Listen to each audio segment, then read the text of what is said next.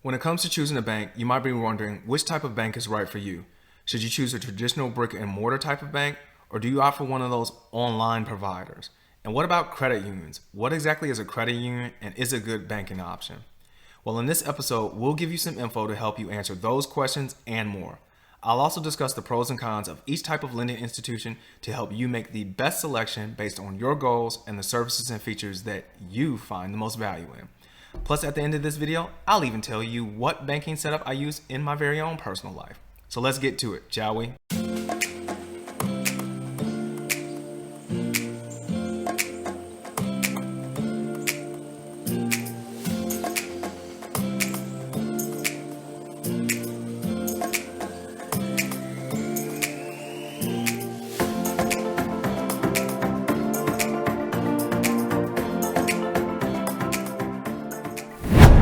Welcome to another episode of Minding My Money Mondays, a common sense talk about money matters. I'm your host, Jared Rogers, CPA. If you're new to the channel and never want to miss another money saving tip, then I suggest you subscribe. To do that, simply click on the little cartoon dude in the lower right side of your screen. And don't forget to hit the bell icon.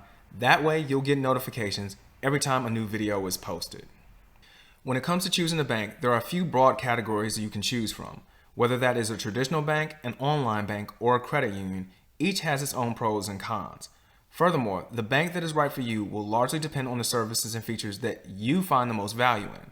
Loosely, these tend to be convenience, access to branches or ATMs, personal touch, and the rate of interest paid to customers on banking products. So let's take a look at each type of bank and see how they compare to one another, as well as stack up in the pros and cons arena. Traditional banks. When people hear the term traditional bank, they typically think of one that has a brick and mortar presence. They also tend to think of the big four players in the industry, which are Bank of America, Citigroup, JP Morgan Chase, and Wells Fargo. Now, while these are the largest players in the category, it's worth noting that the category is very broad and includes regional banks such as Regions Financial and BB&T, as well as smaller, local, community, and neighborhood banks. The biggest reasons to choose a traditional bank are technology and convenience. The biggest drawbacks to them tend to be an impersonal feeling when it comes to the customer experience, fees being on the higher end when compared to other types of banks, and interest rates on deposit accounts being on the low end. Now, on the pro side, traditional banks tend to invest more heavily in technology.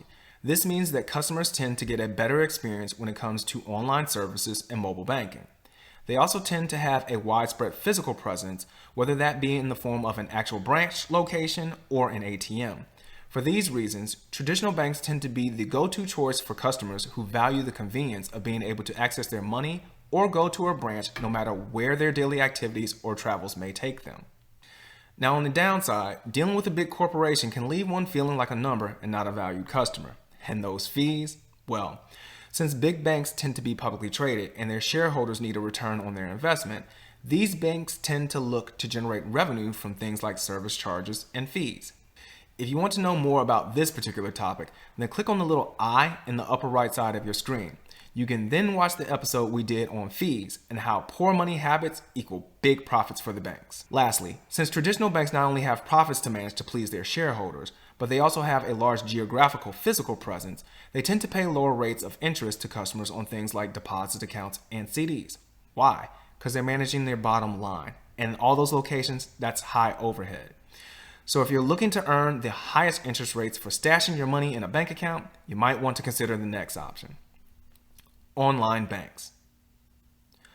Online banks are those where you don't manage your accounts via visiting a physical location. Instead, you transfer funds, deposit checks, and pay your bills electronically by using a computer or a mobile device. Traditional banks and credit unions with branches typically let customers access their accounts via the internet too. But online banks differ in that they primarily only offer mobile access. So with an online bank, you won't meet a banker face to face, but with a mobile device or a computer, you can reach your account anytime. The biggest reason customers choose online banks is that their fees tend to be lower when compared to the other types of banks, and they often pay better interest rates on banking products. But on the downside, without branches, one can expect limited access to in-person help, cash can be hard to deposit, and fewer one-stop shop options tend to be available. Now, while online banks typically offer higher rates and lower fees, it's important to note that most will still have the basic banking features you can expect to find at traditional banks, including ATM access. A good online bank will be a part of an ATM network like Allpoint or MoneyPass, with thousands of fee-free machines nationwide. If you need to withdraw cash from a non-network machine, some online banks will also reimburse any fees the ATM owner charges. Security. Online banks with standard security measures are just as safe as traditional banks. Look for features such as encryption and fraud monitoring, and before you open a bank account, make sure the money is insured by the Federal Deposit Insurance Corporation, also known as the FDIC. Accessibility. One can expect to be able to access their bank accounts and bank services wherever the internet is available. You can also expect to be able to reach customer service by phone, in many cases 24 hours a day, 7 days a week. Credit unions. For those who actually enjoy going to the bank and want a more personal banking experience, a credit union may be the way to go. Similar to online banks, credit unions tend to charge lower fees and pay better interest rates on deposits than traditional banks do.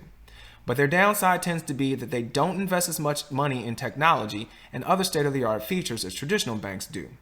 Given these 2 points, I want to highlight the main reason why people bank via a credit union.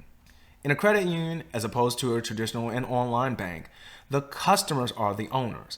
Because of this, their deposits technically represent shares in the credit union's business. In fact, operational decisions at credit unions are made by a group of volunteer board members, many of whom are elected by the credit union's members, not executives trying to put more money in their own pockets. As a result, decisions involving loan approval processes, fees, and other product details are made with the customers, i.e. the owners, best interests in mind. In addition to the above, credit unions also offer a more personal experience, which can come in handy when you're trying to apply for a loan. At a traditional bank, the loan officer will generally run your credit and evaluate your ability to repay the loan, all based off of how you look on paper. With a credit union, they tend to take a more personalized approach. Many credit unions get to know their customers and local markets in which they operate more thoroughly and take a closer look at loan applicants and their ability to repay, going beyond traditional indicators like credit scores and pay stubs. In other words, a credit union is more likely to listen to your story when considering you for a loan, which can be a good thing when it comes to getting approved. So at the beginning of this video, I mentioned that I would tell you the banking setup that I use in my very own personal life. Want to know what it is? Well, to be honest, it's a combination of all the options I discussed. When it comes to my personal banking account, I use a small neighborhood community bank. I opened this account fresh out of college, and this was also the bank that gave me my first car loan when I was 22 years old. This bank has a branch that's not far from my house that allows me to do things like get cash from an ATM, make deposits, and talk to a banker if I have questions. They're also small enough that I can do things like get a roll of quarters to do laundry in our apartment when needed. Now that's one thing I cannot do at a large bank because they don't even keep coins on hand. I mean, come on, dude, what's up with that? Okay, I digress.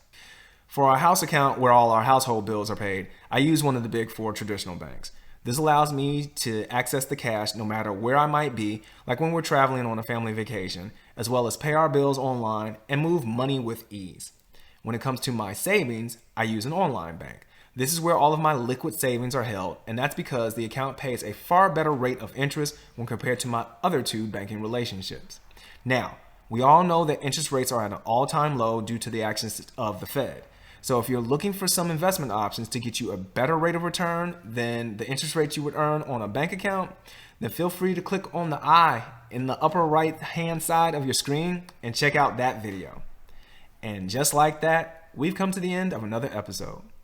If you have questions that you would like us to answer in a future episode, you can send it to questions@makemymoneymakesense.com. That's questions@makemymoneymakesense.com. And if you found value in this video, please give it a thumbs up. That way YouTube will recommend it to others who might be trying to decide what type of bank account is best for them. So like I always say at the end of every episode, it's been fun, it's been real. I'm Jared Rogers, and until we meet again, let's all continue to mind my money, and I will see you all next Monday. Take care.